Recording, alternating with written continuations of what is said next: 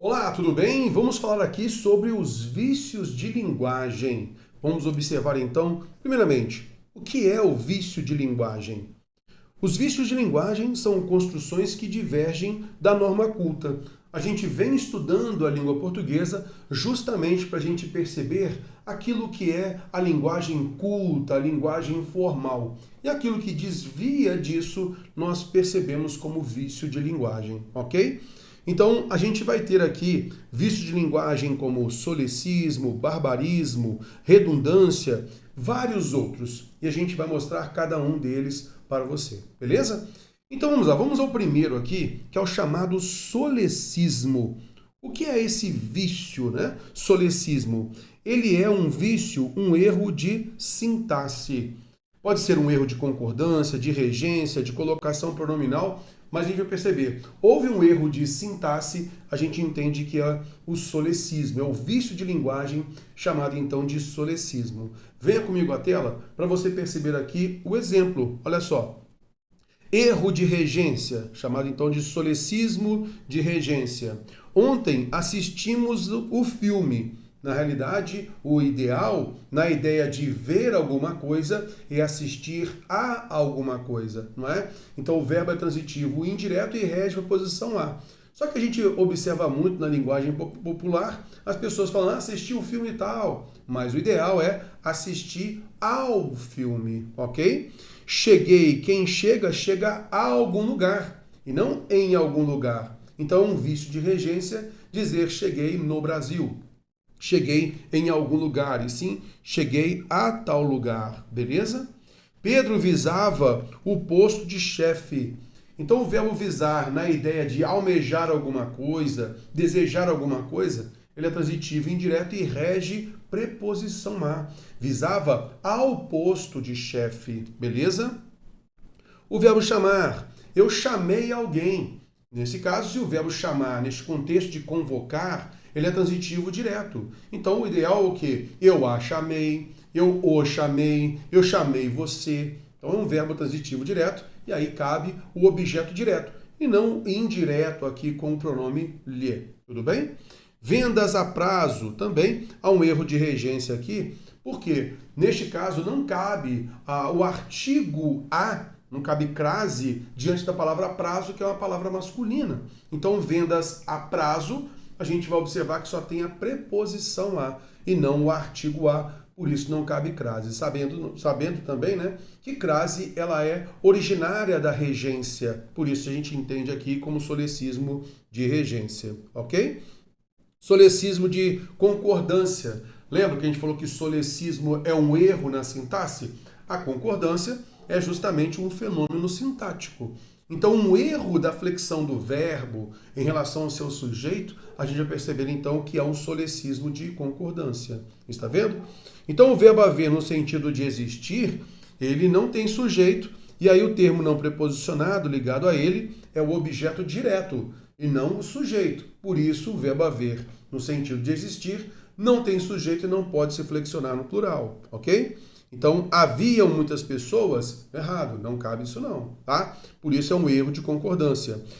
O verbo fazer, no sentido de tempo decorrido, ele também não se flexiona, porque ele não tem sujeito. Então, faz muitos anos e não fazem muitos anos, ok? Agente. Agente é uma palavra, é uma expressão, né? Como sujeito aí, agente singular. A gente entende que até mesmo representa algumas pessoas, mas é singular. Então o verbo tem que ficar na terceira pessoa do singular.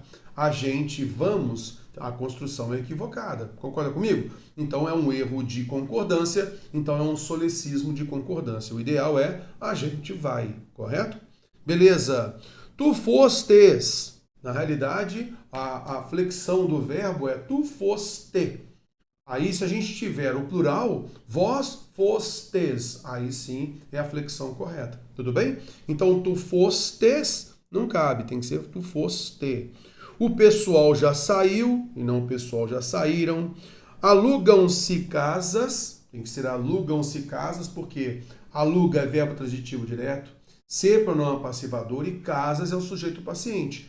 Então, neste caso, é uma voz passiva sintética, e aí o verbo tem que concordar com o seu sujeito paciente. Alugam-se casas, isto é, casas são alugadas. Tudo bem? Queremos fazermos tudo certo. Veja que quando a gente emprega uma locução verbal, o verbo auxiliar se flexiona, o principal não. Por isso o ideal seria queremos fazer, né, tudo certo. Tudo bem? Cuidado que a concordância ideológica, chamada silepse, ela não é considerada um erro de concordância, tá? Então, neste caso, há uma intenção comunicativa para isso. Então, a gente vai notar aqui o seguinte. A concordância ideológica, né? Olha só. Todos faremos a prova. Aí você vai perceber o seguinte, Terror. A gente então tem aí todos, que é o sujeito, ele é um pronome indefinido e ele está no plural. O ideal seria o quê? O verbo ficar na terceira pessoa do plural. Todos farão isso, mas o autor ele pode se incluir neste grupo. E aí, neste caso, nós temos uma concordância ideológica, porque ele se insere no grupo. Então, todos faremos isso. Tudo bem? Então, veja que a concordância não é literal com o sujeito, mas com aquilo que esse sujeito significa. O autor se inclui neste grupo, tudo bem? É a concordância ideológica. E nesse caso, uma concordância ideológica de pessoa, tá? É uma silepse de pessoa. Por quê? Se esperava o verbo na terceira pessoa do plural, mas ele foi para a primeira pessoa do plural. Tudo bem? Beleza. Vossa Excelência parece cansado. Olha, a concordância desse adjetivo aqui seria com o núcleo sintático do sujeito, que é uma palavra feminina, excelência, ok? Porém, Vossa Excelência pode se referir tanto a homem, a uma autoridade do sexo masculino, ou a uma autoridade do sexo feminino. Então, se há, neste caso, claramente a expressão, né, focada numa autoridade do sexo masculino, então você pode empregar o adjetivo no masculino. Isto é, você não concorda literalmente com o sujeito, mas entendendo que Vossa Excelência é uma autoridade do sexo masculino. Vossa Excelência parece cansado. Então estou falando com um deputado, com um senador, com um presidente, beleza? Então, neste caso, Vossa Excelência parece cansado. Chamamos isso de silepse de gênero. Isto é, esperava-se o feminino, mas, pela concordância ideológica, concordamos no masculino, tudo bem? Porque é uma autoridade do sexo masculino. Show? Beleza, então, vamos à frente.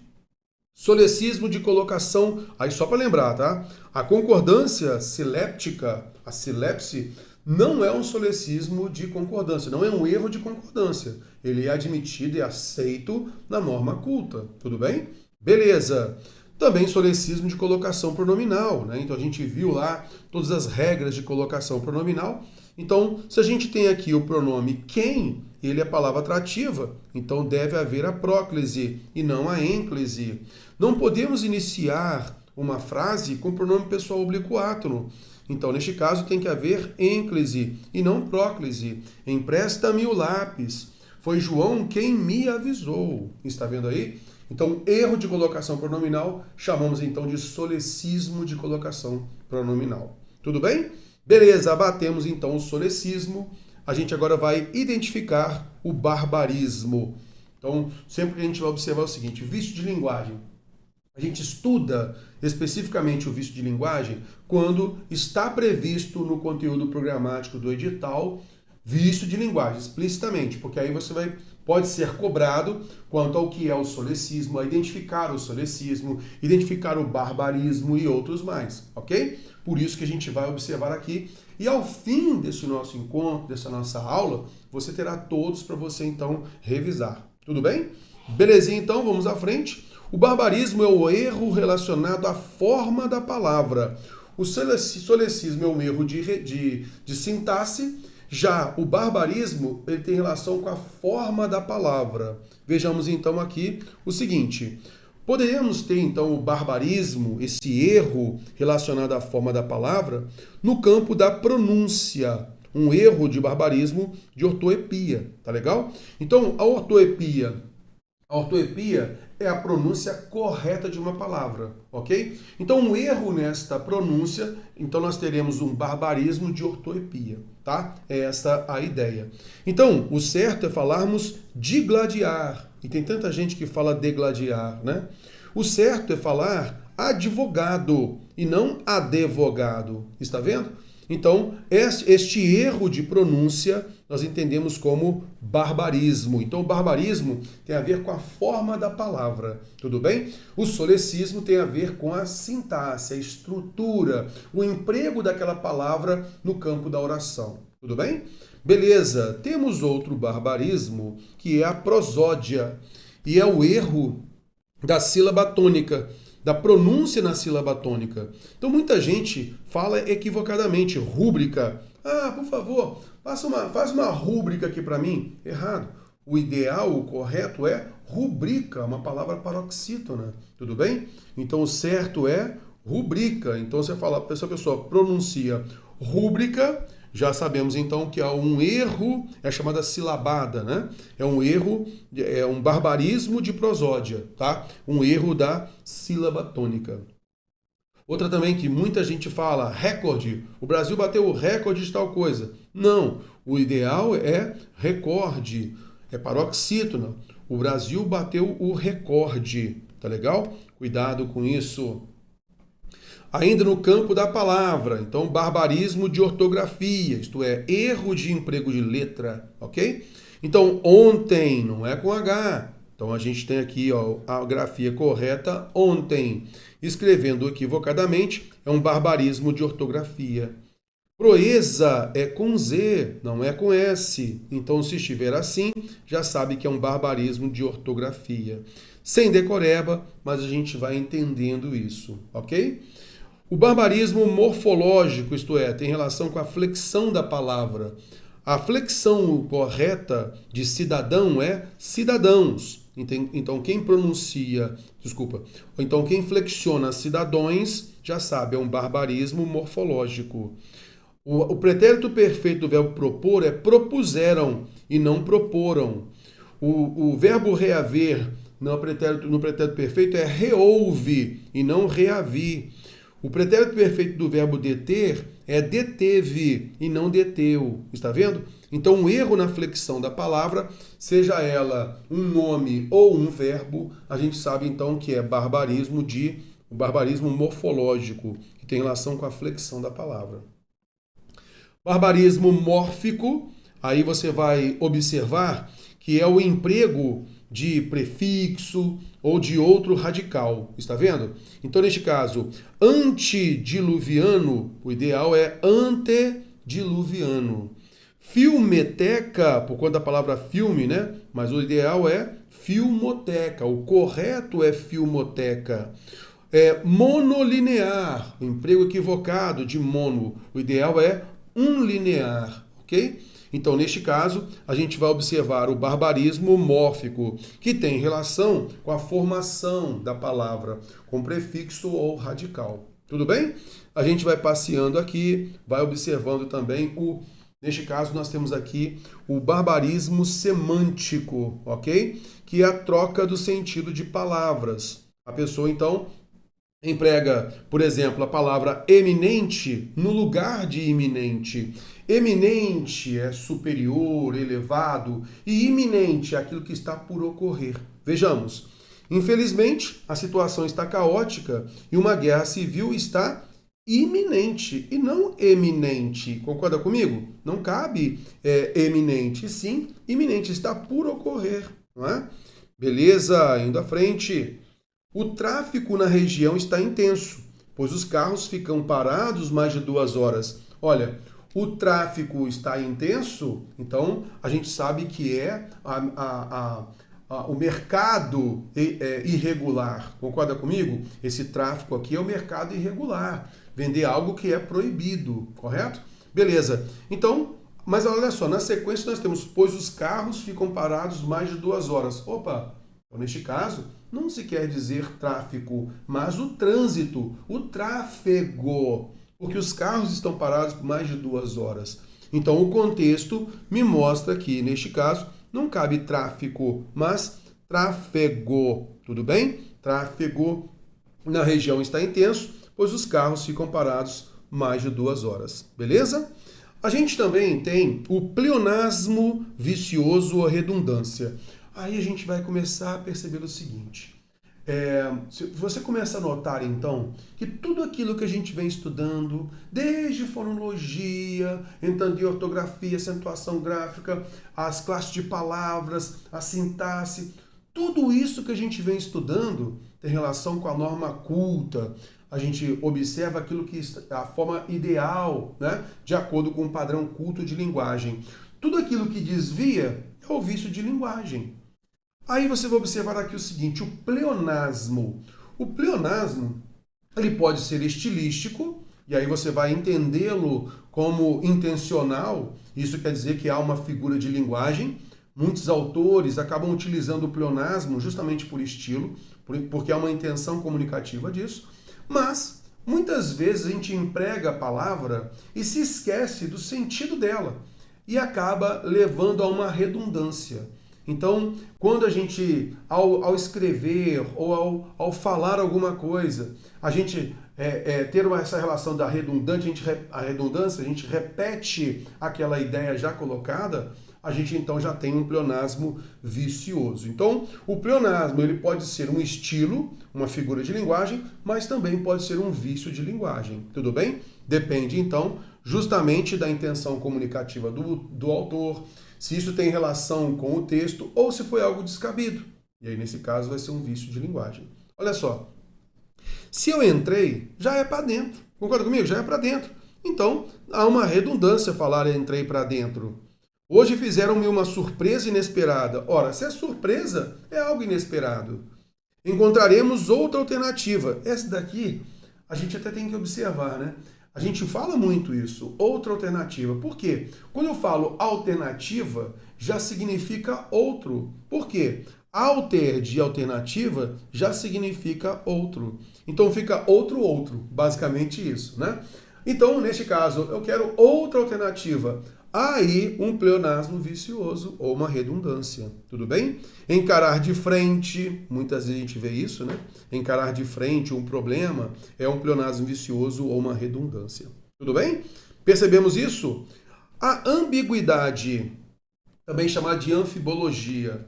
A ambiguidade, ela pode até ser entendida como estilisticamente como uma linguagem figurada, ok? Ela pode ser entendida como uma intenção comunicativa do autor. E ele empregar a ambiguidade para produzir estilo, para uma intenção comunicativa. Por exemplo, o autor querer trazer humor, né? Ele querer trazer uma confusão na hora que o leitor estiver ali apreciando a leitura.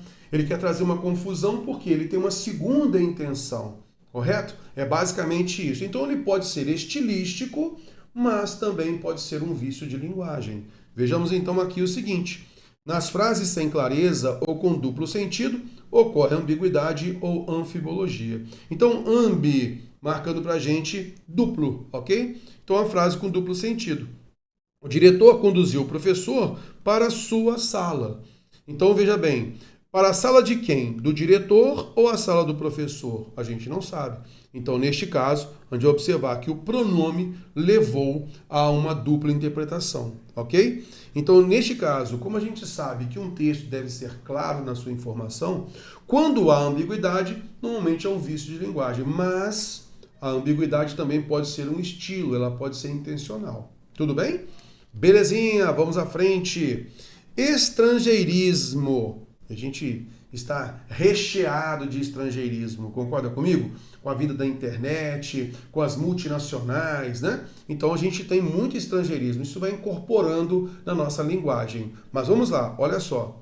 O estrangeirismo é o uso de palavras, expressões e construções que pertencem a outra língua. Até aí, beleza, não é?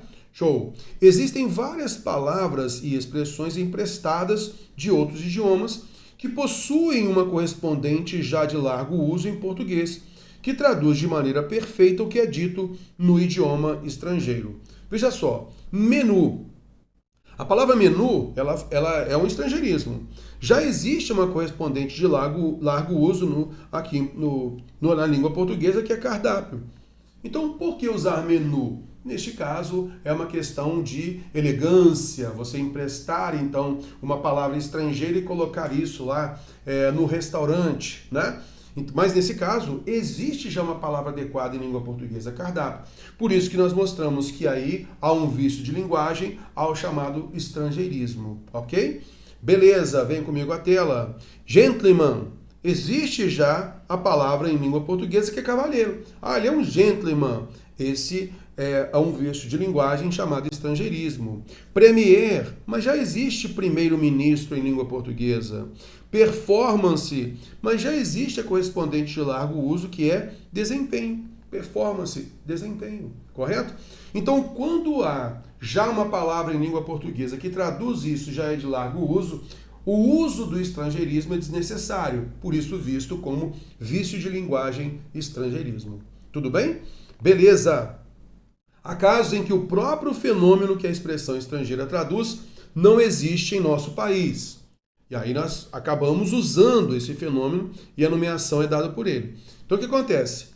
A gente falou, se já há em língua portuguesa um correspondente e de largo uso, a gente tem um estrangeirismo, como a gente mostrou lá, menu, mas já existe a palavra cardápio, correto? E quando ainda não há um correspondente? Então nós buscamos muitas áreas, né? Muitas ciências acabam buscando isso mesmo no estrangeiro, né? Para justamente significar aquele fenômeno. Concorda comigo? Então nós temos stand-by, hardware, apartheid, smoking, zoom, slide, holding, shopping center, marketing, joint venture, outdoor, funk. Nós todos conhecemos essas palavras. Elas representam objetos, eventos que não foram criados ou aconteceram no Brasil, nem em Portugal. Então os nomes não possuem uma tradução, para o nosso idioma. Então essas palavras aqui não trazem como vício de linguagem. Elas são palavras estrangeiras, mas não trazem para a gente como um vício de linguagem. Tudo bem? É esta a ideia aqui. Show? Beleza! Vamos fazer o seguinte, nós vamos fechar este vídeo aqui.